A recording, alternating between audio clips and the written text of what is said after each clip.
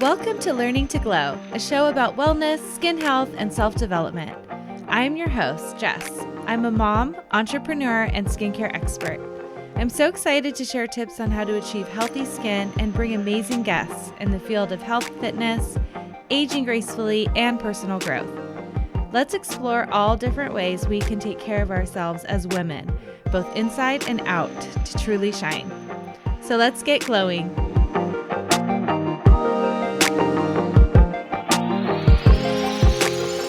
Hello, everyone, and thank you so much for being here today. We have an excellent guest, Carrie Lupoli.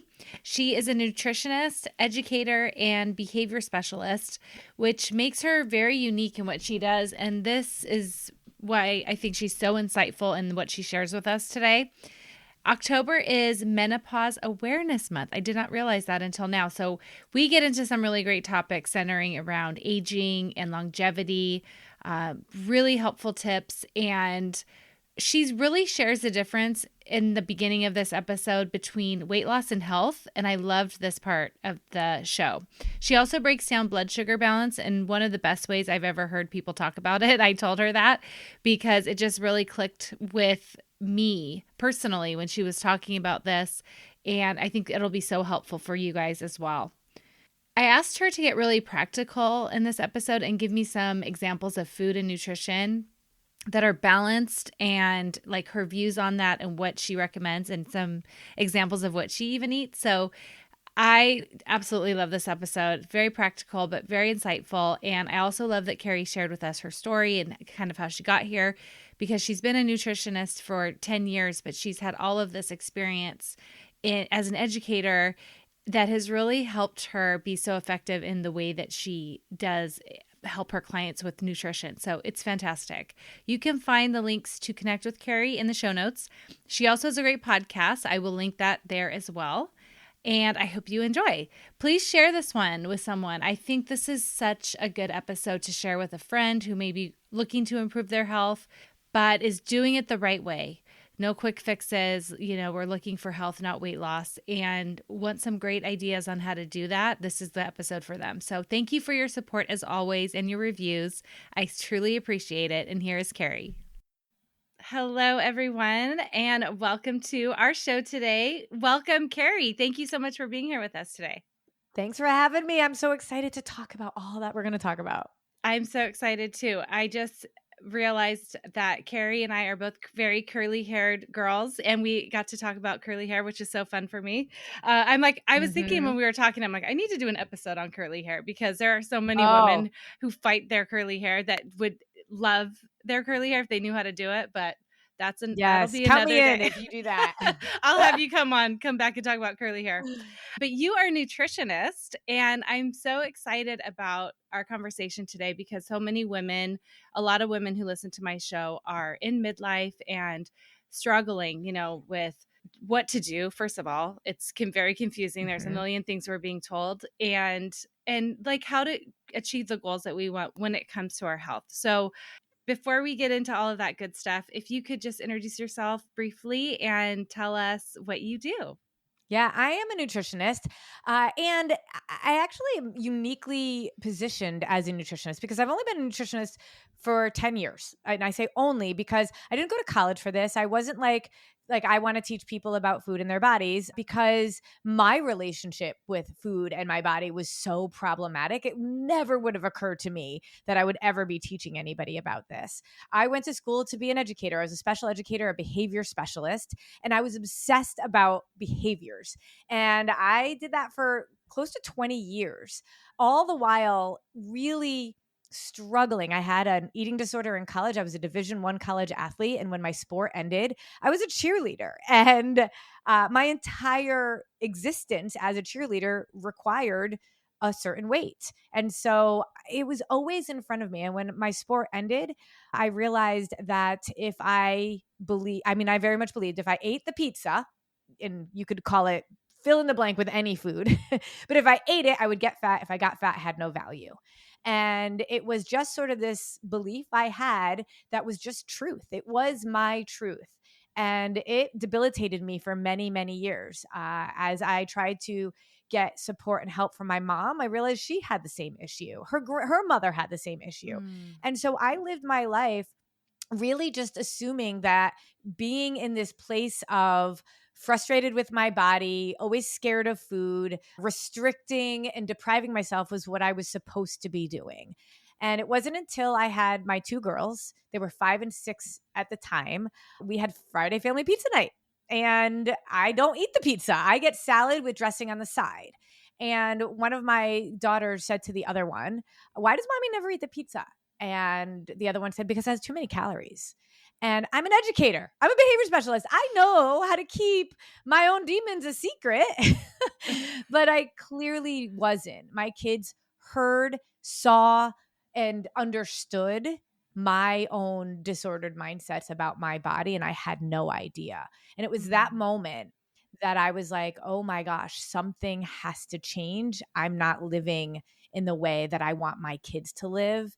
And I have this motto, if you want something different, you've got to do something different. And so when I went out to do something different, not with any intention of being a nutritionist, but with every intention of fixing what I knew was broken in my family. Oh, I can relate to your story very much so. And I think that's what's missing with a lot of programs and even working with other nutritionists, because it's Mm-hmm. that mindset piece and that restriction is very prevalent. So it's like that issue is probably going to get worse a lot of times working with certain people, because the way you're looking at things, the mindset part of it is so powerful. And so many of us have pasts that are like riddled with problematic eating and the way we think about our bodies. And I'd love to start here because I was listening to one of your recent podcasts and you were talking about weight loss versus health. Mm-hmm. And I think Mm-hmm. I'd love to start with that. And if you could share a little bit about that, because I feel like that is the key to a lot of like, if, okay, I want to lose weight. And you talk about what is the reason why do you want to do that? Yeah. And I think when you have that sorted out from the start, your goals can be reached in such a more effective way. So, can you share a little bit about this topic? Yeah, I mean, this is everything. And, this is why, like, if somebody says, "Oh, I'm working with a nutritionist already," I want to like huge shout out to my fellow nutritionists out there. But again, if we aren't understanding that our thoughts and our beliefs, they dictate our actions, and we just keep thinking somebody just needs to give me a meal plan, tell me what to eat. Right. And that's what most nutritionists and dietitians do. That's why I actually now train nutritionists and dietitians, health pros, trainers, doctors, even to be able to teach a different way of approaching nutrition where it's more than just nutrition with their own clients. If we don't get this mindset piece right, nothing else matters. I'm in a group. I'm in lots of different groups, but I'm in a Facebook group with 55,000 other nutritionists. And it drives me crazy when I see, so my clients' goals are blank, blank, blank, to lose weight, to be toner, and to gain muscle. And they're asking the other people in the group about like, how can I help my person do this? And first of all, it just reminds me of how even nutritionists get really confused and don't always know what to do, but they will always go towards caloric deprivation, dieting, restriction, meal planning, won't deal with necessarily the mindset stuff because they're just not behavior specialists. But even more than that, they believe their goals. And what do I mean by that? When a woman comes to us, me or my team, and they say, I want to lose weight because, I want to feel more confident. I want to feel better about myself. I always dig deeper. Why? Why do you want to lose weight? And what I would say to that person in the group that posted that, why do you want to be toner? Because there's two reasons we want what we want. It's either coming from a place of ego or it's coming from a place of heart. And for example, I knew I wanted to have kids, not because I wanted to show off my kids on Instagram so everyone could see what a perfect life I have, but because I wanted to raise children to make a difference in this world. And I was so excited to have two girls because I knew I wanted to raise them in a way that was going to give them empowerment. And that came from heart, not because of what I cared about what other people think of me. And so many of us have these goals of weight loss that has so much more to do with other people and what we believe they think of us and how we believe our value comes from a number on a scale or the way we look. And while there's always going to be a part of ego in all of us, if that's what drives us, it will never sustain us. Mm. Let's face it, when you want to lose weight and you just want to do it because of a vanity metric or something to do with like wanting to look good in a picture, when you have a really stressful day and a Monday night and there's cake in front of you, you're just going to be like, screw it. I'm not going to lose 40 pounds by tomorrow, so I'm just going to have the cake. It's not going to help you show up for yourself in a way that's consistent. And at the end of the day, that's what we need to be doing. Consistent habits that are positive over time. I'm all about 1% progress, but that will never be sustainable if our why is surface. It has to be bigger than that. And for me, my why became about my kids.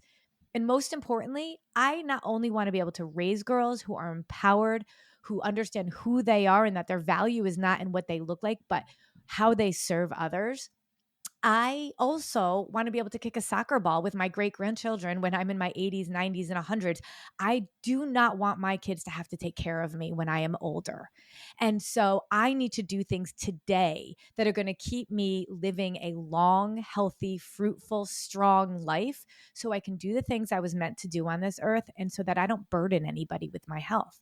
And right now, 93% of people have metabolic dysfunction. And yet, the number of people on diets doesn't add up. If we have more than 60% of people dieting right now, and we have an obesity rate that's out of control, we have metabolic disease that's out of control, and 9 out of 10 deaths are due to a metabolic disease of people in their 60s and 70s, then dieting isn't the answer. But we keep thinking we want to lose weight, and we're going to be down a rabbit hole. How many people have done a 500-calorie diet? That's literally causing metabolic disease. How many of us eat processed food because a diet makes us buy this food for us to eat it on this meal plan? Well, we're literally putting our body at risk for every single metabolic disease out there, including high blood pressure, high cholesterol, diabetes, prediabetes, insulin resistance, cancer, stroke, Alzheimer's. And I just keep thinking, if weight gain is actually a symptom of dysregulated health, then I need to go after health for the right reasons, not weight loss for the wrong reasons. I love you said so many things here that I want to talk about. I'm like, whoa, this is great. I was on a little bit of a roll. I love it. Well, it's so true about if you have a very superficial goal of like, say, I want to get into my jeans by next month or something. It's true. Like when crunch time really happens, you're not digging very deep for your reason of why not to, or why to get your protein in that day or whatever it might be, because it's like, well, who really cares? In your brain will argue with you. And I think that's why the mindset piece is so important. It's like, well, who cares? Like those jeans, I'll just buy new jeans. Like the surface level. You'll get to that point, right? Yeah, you do. Because like, who cares at that point?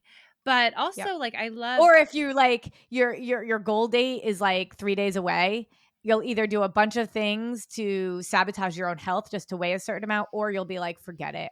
I'm done. Right. I'm not going to make it. Well, and I think also when you think a lot of people don't want to go too long term either, because they're like, that is so far away. It's hard to, because this takes time. Like I know that anybody who has been through diets and me included, many diets and trying to get that quick fix, because we don't want to wait anymore. We want it now. We're instant gratification. I've done diets that are called 21 days something, because I really think I'm going to make a huge change in my body in 21 days and not realizing I'm probably just losing muscle and water instead of fat, which is what I want to lose. And so like a lot of times it's hard to have that long-term goal of like, this might take me 6 months, a year, but this is why I want it. And also you mentioned, it's generational with the diet culture and in our families. And it's same with me. Like we've had generations of being told we need to be thin. And even if we're not saying it in that way, like we model what our moms do. And, and for me, even my dad. So it's that alone is a huge goal and motivation to stop that with us, Yeah. you know? Yeah, absolutely. I mean, that was my original motivation. And now I'm like obsessed with trying to die younger later. That's what Mhm. Mark Hyman talks about, Yeah. Dr. Mark Hyman. And I love that concept. But, around the idea of a quick fix, this is the thing. This is why the why is so important. When we say it might take time, what are we actually talking about? We're talking about weight loss. Really, right? Like if you're doing this right and well, your weight loss may be slower. It may not. The crazy thing is that's actually not in your control. Right. And that's why goals around weight loss, even blood work, it's not something we can control. Your body, based on your genetics, how much of a dieting roller coaster you put it on, there's a whole lot of PTSD that goes on, right? And how quickly your body trusts you to start fueling it correctly so it starts releasing fat is really not up to you. And that's a big shift. If we go away from outcome goals, like a number on a scale, and we actually start focusing on behavior goals, things we can control, I can control strength training 5 days a week. I can control waking up early, doing my morning time, setting my intention so I ensure that I have strong habits throughout the day and every single day revisiting that. I can control my behaviors. I can't necessarily control the outcome, but I know that these behaviors layered and piled upon each other consistently over time is going to eventually get me to my outcome. I just don't know how fast. And the crazy thing is, once you start fueling your body correctly, once you start focusing on what your body needs, which is regulating its blood sugar, it's not deprivation. I would say, like, what thrives in a deficit? Name one thing that thrives in a deficit. It's not about caloric deprivation, even though every single nutritionist, doctor, dietitian, trainer will tell you that, unless I've trained them, Mhm. because we have this myth. It's not about depriving, it's about getting the right amount of food and the right amount of nutrients so that our bodies can thrive.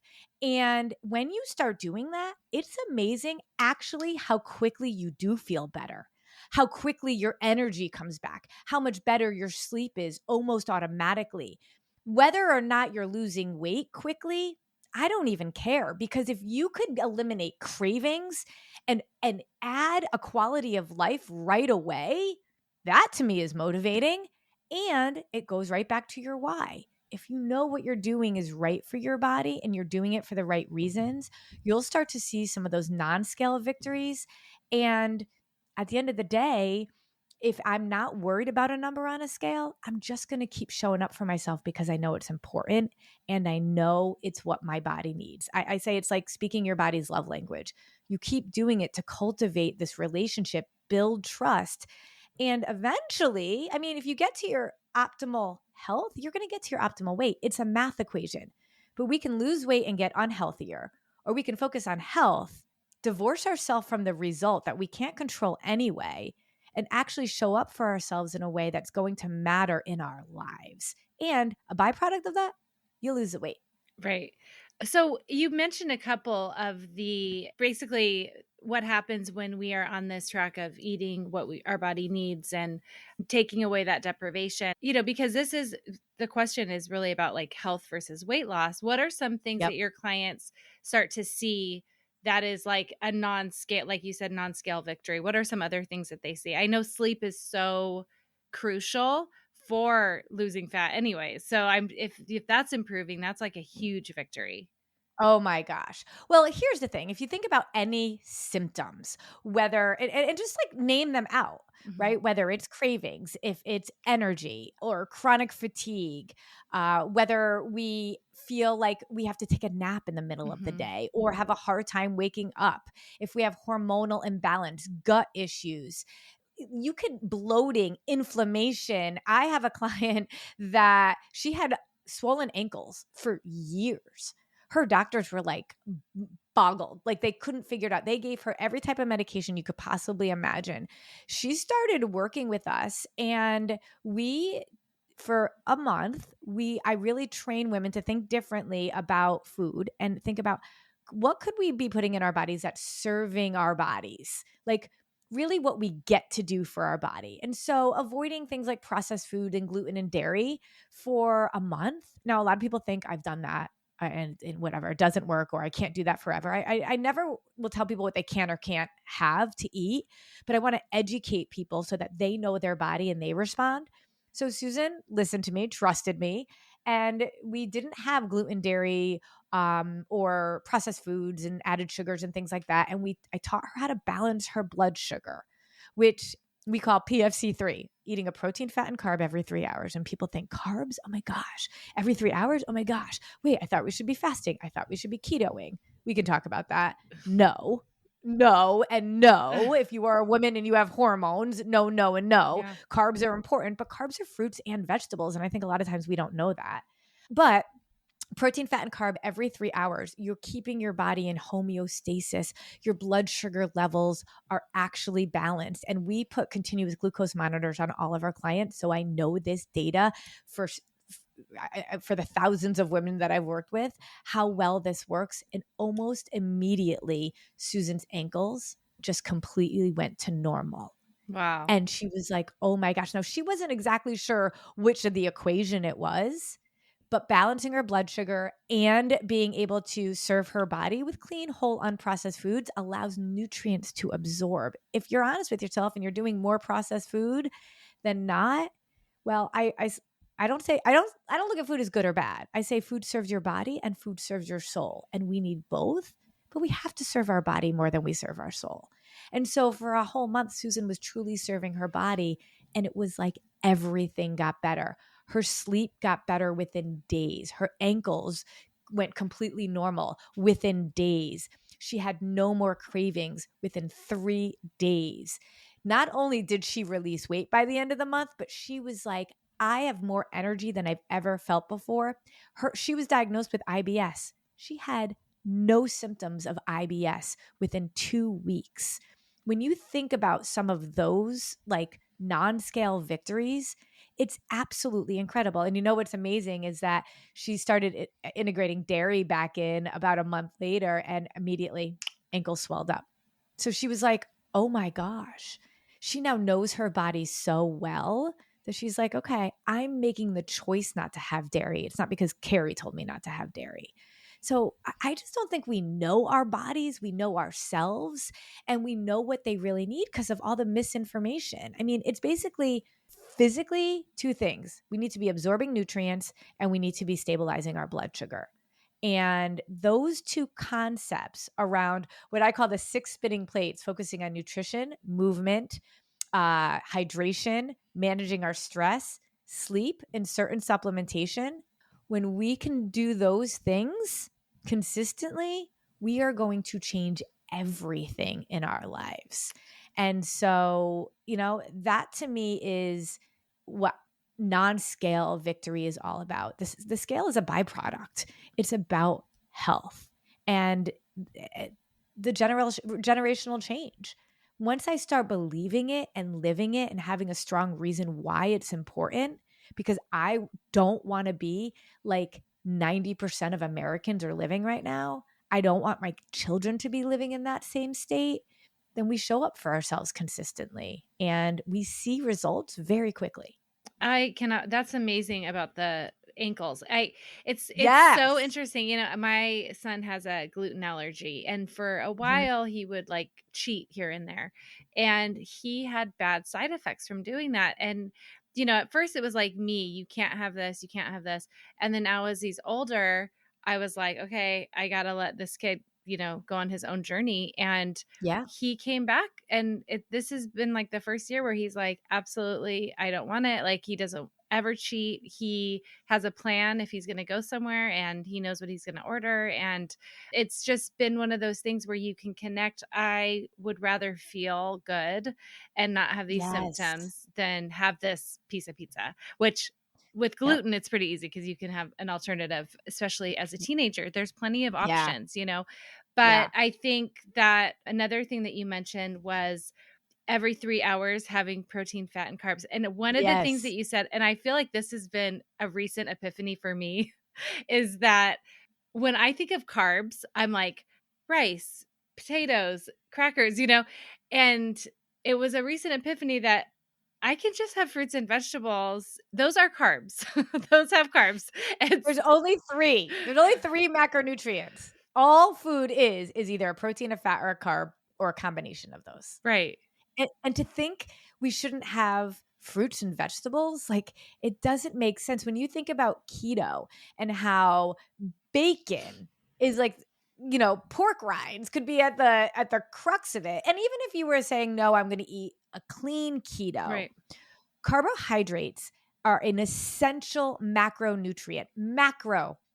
The word means big. To me, that means important. There's only 3. So in the 80s, we decided we weren't going to do fat anymore, right? Everything was low fat. Fat is what actually satiates us longer. It fuels our brain. It helps us digest our food. We need fat in order to release fat. Our body will store fat if we're not getting it. Well, we figured that out kind of. I mean, there's still some people that really think I can't have, like, all the 0% yogurts out there make me want to, like, pull my curly hair out because Same. holy cow, the fat is what makes it taste good. Right. And so if it tastes good and there's no fat in it, understand there's just all sorts of chemicals, but we need fat. It's just these mistruths that the diet industry has really made us believe. We need to understand that the diet industry, big pharma, even healthcare is not actually thinking about us. It's about a bottom line, a dollar amount. And so you can package, there's a guy on Instagram that repackages ultra processed food to make it look like it's healthy, like Twinkies being gluten free. It's really funny. And we can get bombarded by good marketing in so many ways. But carbs are one of those macronutrients that are really misunderstood. Now, there's a lot of sugar. All sugar is carb, right? It's all carbs turn into sugar in our body. And ultra processed foods is extra salt, sugar, and fat. Mhm. It's really interesting. Now, I eat rice. I eat potatoes. I do. I just understand food. We need carbs. It gives us energy. I won't get into all the science behind it, but just trust me on that. Carbs give us energy. If we don't have carbs, then our body has to go kind of find energy from other ways. People talk about ketosis and why that works with keto, but there's 3 questions I always say you need to ask before you do any nutritional approach. 1, is it based in science, designed for my body to thrive? We know the research with keto, especially if you're a woman, is not designed for your body to thrive. It's based in science. It's doing exactly what it scientifically should do over time. And that is actually debilitating. It's wreaking havoc on our hormones and our health. 2, would you let your kids do what you're doing? Mm. And if you wouldn't let your kids do what you're doing, you shouldn't be doing it either for 2 reasons. 1, you're metabolically and physiologically the same. You rely on blood sugar stabilization and energy, and you're modeling for your kids. So those 2 pieces are important. And then 3, can you do what you're doing for the rest of your life? Your body is like a relationship, like any other relationship. I've been married for 24 years. And I am not perfect, and he is not perfect. But overall, we have had pretty positive interactions consistently over time. And that is what has kept us married and keeps us strong. And our body and us, like, we need that same relationship. So are we actually, if you ask yourself, how consistent have you been with your body? And eating in a way we call PFC3, we're eating a protein, fat, and carb. I can do that for the rest of my life. All food is protein, fat, and carb. And I may not do perfect, but I know that my next meal is only in 3 hours. And if I'm eating where I am just about hungry, like ready to eat, and then I'm satisfied, ready to eat, satisfied, ready to eat all day long, it's amazing how our body has so much energy. And when we actually have a carb, yes, it spikes our blood sugar, but it gives us the energy that we need Mhm. and it fuels our brain. A protein, when you eat a protein with a carb, you actually mitigate the insulin spike that the carb causes. Blood sugar spike is what makes us store fat, and it causes metabolic disease. There's something called glycation, and it wreaks havoc on our body. When we overdo carbs, that happens, yes. But when we eat a protein at the same time, it doesn't require our body to release insulin from its pancreas on its own. and it fuels our muscles. It gives us the amino acids that we need. And then when we eat a fat at the same time, it helps us digest our protein and our carbs. It fuels our brain. It cushions our organs. It leaves us satiated. The three were actually meant to be eaten together. Mm. And when you're eating in a way where ready to eat satisfied, you're going to be balancing your blood sugar all day long. And if you're eating cleaner, whole processed foods, if you're eating to serve your body, you're going to absorb all those nutrients and you will see changes in days. That's just what balanced eating sounds like. That's like the definition Yes. of that, like literally with the macros and eating them together. And But I don't count them for the day. And that's what's different. That's what the mindset. Like, how many people are tracking their calories, tracking their macros, entering everything that they eat in an app? right. I think, how much time are we spending doing that for what? Right? If we can start listening to our bodies and being intuitive about that, you don't need it. If every meal is about that same portion and you're ready to eat satisfied and you're always pairing a protein, a fat, and a carb as much as you can, you don't need to track anything. And the beautiful thing about that, Jess, is like, like when you eat quote unquote bad or unhealthy, or you feel like you had a cheat meal, we often feel bad about ourselves. We feel guilty, and food just has so much power over us. But what if it's like, okay, food is not good or bad. It's not healthy or unhealthy. I'm not going to feel guilty. I'm going to eat to serve my body, balance my blood sugar. And if, I'm off, I just get right back on 3 hours later. It's such an amazing metaphor for life. Mm. We can't control what was in the past. We can only do better moving forward. And so if I like go off the wagon because of whatever, 3 hours later, I'm just going to make sure I'm back on with the protein, fat, and carb. I'm not waiting until Monday. Mm-hmm. I'm not waiting until I get back from vacation. This is a lifestyle that you can live forever. And that's what your body wants. I think that's where that mindset piece is so important, because Mhm. I'm so guilty of this. Like, I've been like, well, I had this crappy lunch, I might as well have a crappy dinner. Well, which is like, Yes. does that make any sense at all? But like, just thinking, you know what? Don't beat yourself up about it. It's fine. There's another meal coming right around the corner, and I can Well, make especially, yeah, when we're not tracking. right. That's huge. Because if you've eaten all your calories in the morning or you screwed up your macros for the day, that's why we start again in the morning, because we screwed up for the day. But what if each meal was in charge of itself? I love that idea of Mhm. just keeping it, this is a meal. There's another one coming. That's so powerful. And I'd love to talk more about blood sugar, because that is, Ooh. we talked about this before we recorded. It is something that is a hot topic. I definitely was unaware of anything about this until recently. And I have an Mhm. episode where I talked about my experience with it and doing the monitor and everything.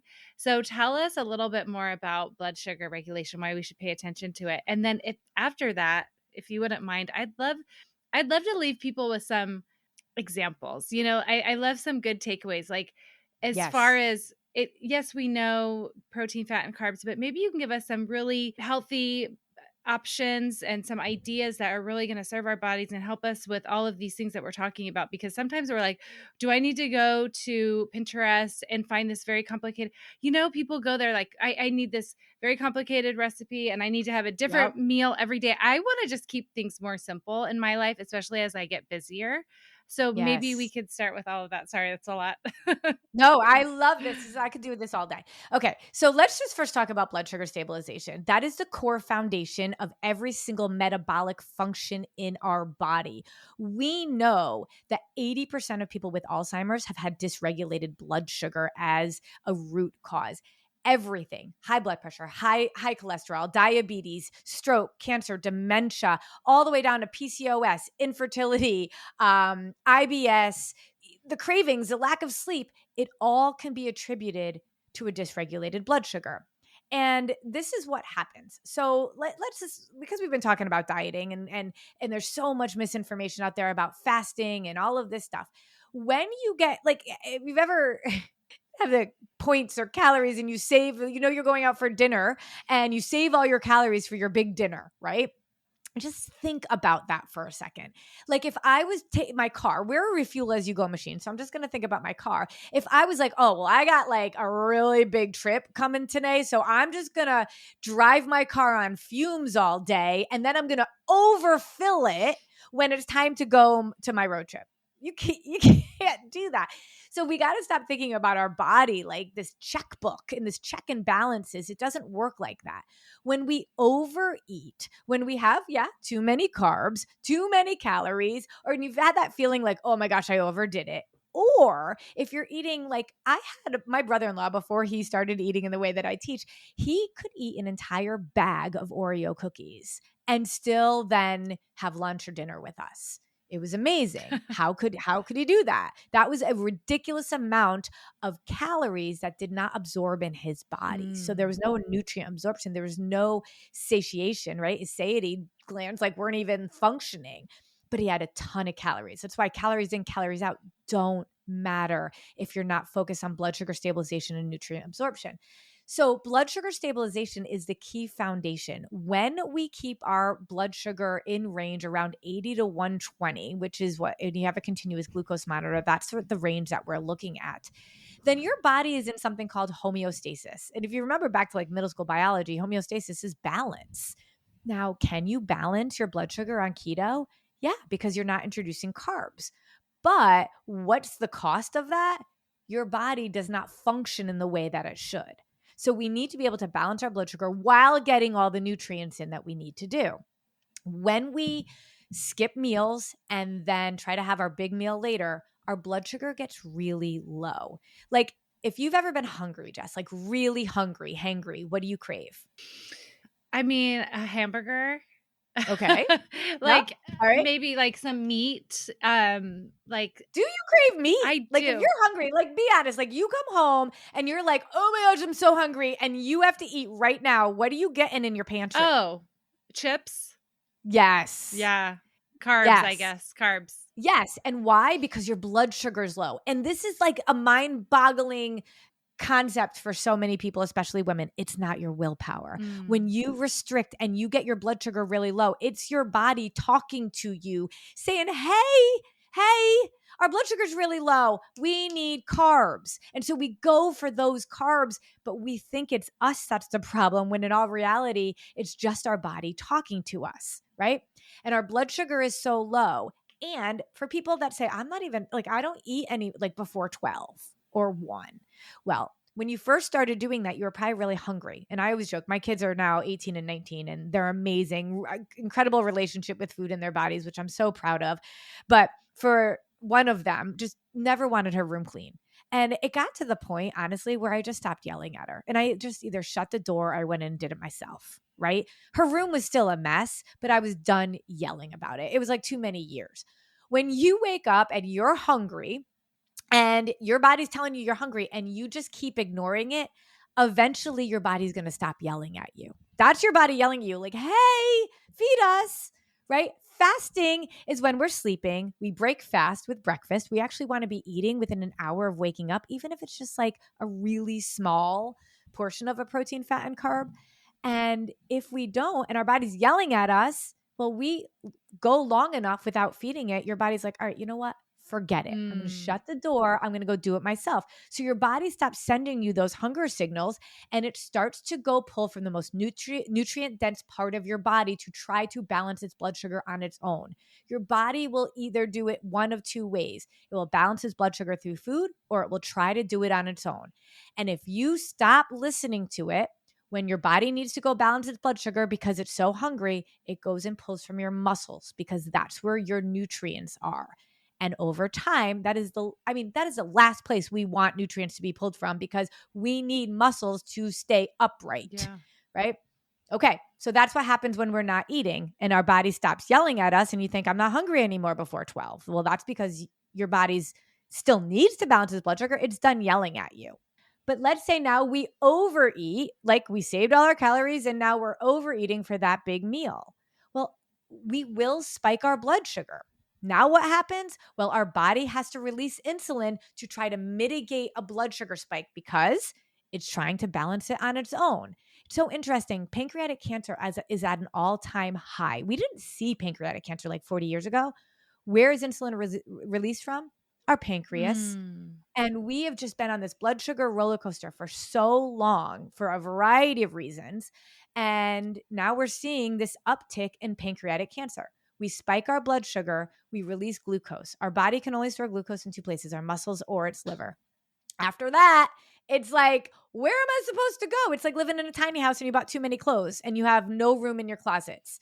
So now all that glucose, it's actually called glycation, and your body's glycating, which means you've got all this glucose floating around. So the first thing it's going to do is try to protect you and store it in fat cells. Awesome, because that's toxic stuff. So your body's like, we're going to just store it in a nice little fat cell over here for us. Well, that's why we start gaining weight. And then it can't just store all of it in fat cells. So it's going to start turning it into free radicals. Free radicals are like little lightning bolts. Lightning bolts zap all of our cells. And if we are literally just made of cells, we are zapping our healthy cells, causing cellular dysfunction.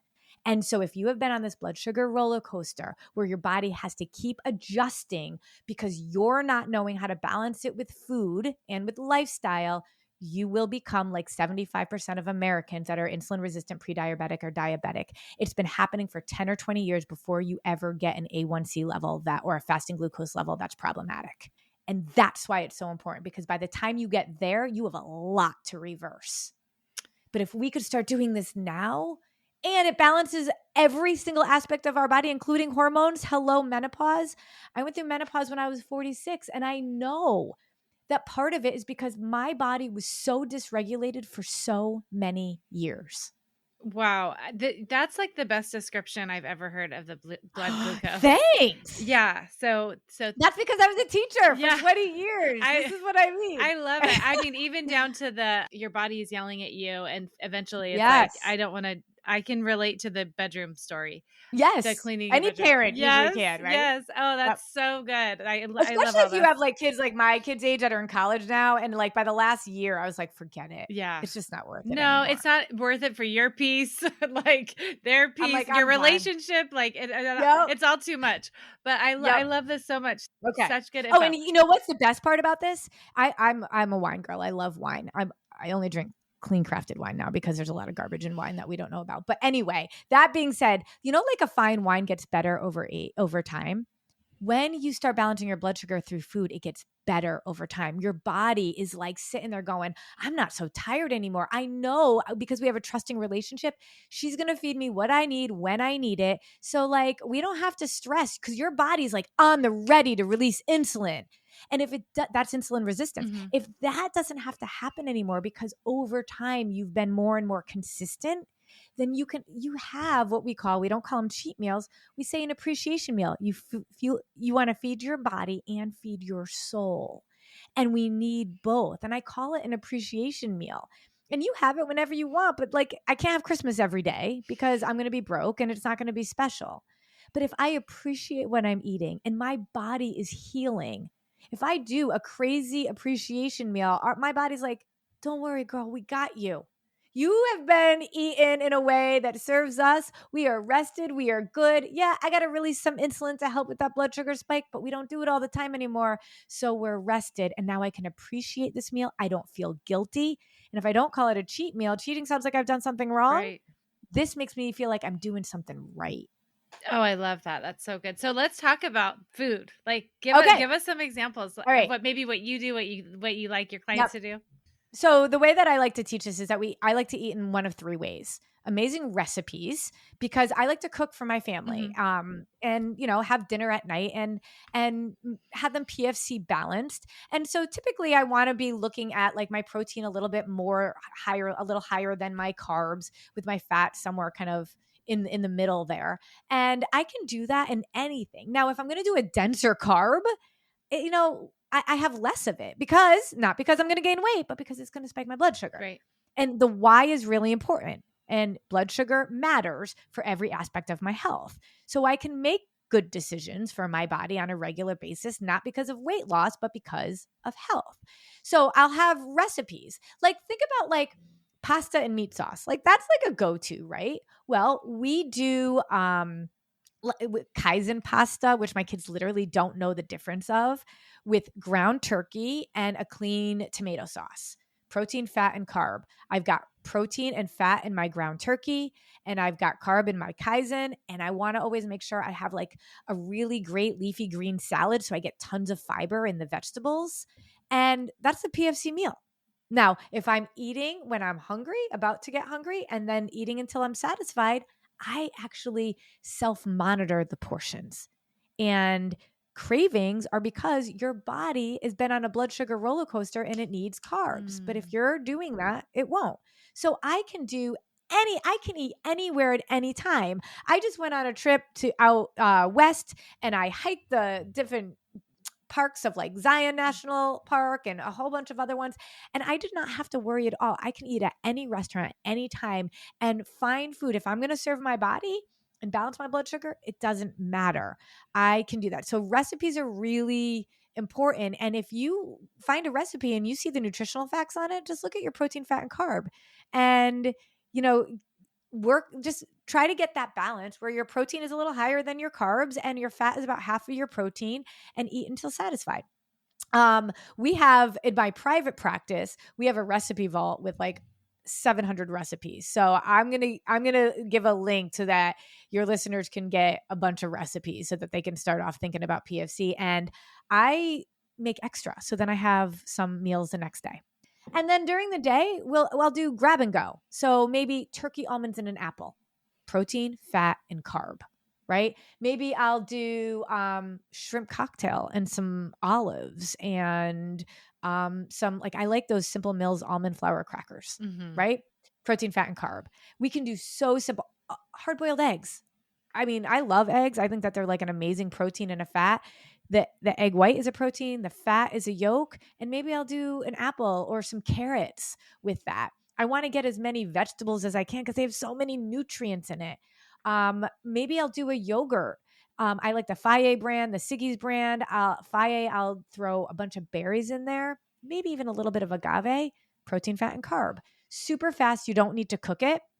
And you can have it anytime you want. And then the third way we eat is often like a protein shake or a protein bar. A protein shake is actually a pretty good option. And it's not about a program that, makes you buy protein shakes, but find a clean protein shake with ingredients you can recognize. And then when you're adding, if it's not really high in carbs, you can add some strawberries, add spinach. You can actually add the skin of kiwi. It is an amazing digestive support, and it will give you a few carbs there. I throw some almonds in there, some flaxseed oil, anything like that. I've got a protein in my protein powder. I've got fat in my almonds or maybe a flaxseed. And then I've got carbs in like any of the fruit that I want to put in there. And so now I'm having a protein shake that I can have so fast. Like, teachers, doctors, nurses, those are my top 3 clients. They're the busiest people I know. If they could come to work with a protein shake, they could sip it like they're sipping on a coffee. It's so simple. Or maybe a protein bar, right? You want to try to find a protein bar that's not higher in carbs than in protein. And a lot of times you'll see protein bars that are like protein, and it's got like 9 grams of protein and 40 grams of carbs. Well, that's going to put your body on a blood sugar spike. So even that out a little bit more. And so 3 ways: recipes, grab and go ideas, or protein shake, protein bar. And if you can do that, you can easily eat every 3 hours and make it super simple. I love those examples. And thank you for telling me about the skin of the kiwi, because I'm in the kitchen taking the kiwi skin off. I know. I had no idea. The only thing I would say is if you're going to do that, like a lot of people like organic, not organic, right? Like then you want more organic kiwi. If you're not doing that, then there's certain fruit that if you're trying to save money, you don't necessarily like cantaloupe, pineapple, Right. kiwi. You could go not organic, but then I wouldn't use the skin. Okay, that's good to know. And kiwi is like so high in vitamin C too, so it's It's so It good. tastes delicious. It's great. Yeah, and if people are having constipation, kiwi, and that's Oh. it's a great carb. I mean, we have kiwis as our carb all the time. This has been so amazing. You have given us so many examples, and I love the way you explain everything. So it's so easy to understand, and I've learned so much. So I'm so glad. I love it. I love it. If you could, and you have an amazing podcast too. So shout out your podcast. Tell us where everybody can find you, and then I'll make sure to link all of this in my show notes as well. Yes. Great. So carrielupoli.com. I'm Carrie like Underwood or Bradshaw. Okay. carrielupoli.com. And that can lead you to all of my different places where I work with health pros, where I work in my private practice and things like that. So we can do that. And then I have my own podcast called the Diet Disruptors Podcast. I am all about disrupting what really truly the diet and food industry has us believing about what we need to do, not just for our bodies, but also what we've been made to believe about our value. And so, it's to me, this is all about a journey of self-discovery and knowing who you are, what you want, but also why you want it. And so that's what we talk about in the podcast. It's so important. It's such good work. You are definitely the Carrie, like Carrie Bradshaw. You look like her with your hair. It's the hair. I even It's have your the hair. necklace. Oh, I do love the necklace. Oh my gosh, I love it. Oh my gosh, you're amazing. Thank you so much for coming on and sharing with us today. I loved it. So happy to be here. And we got to talk about curly hair next time. We'll do a special episode just for that. Okay. Thank you for listening to this week's episode. Please subscribe and review so we can reach more people who want to learn to glow alongside us. See you next time.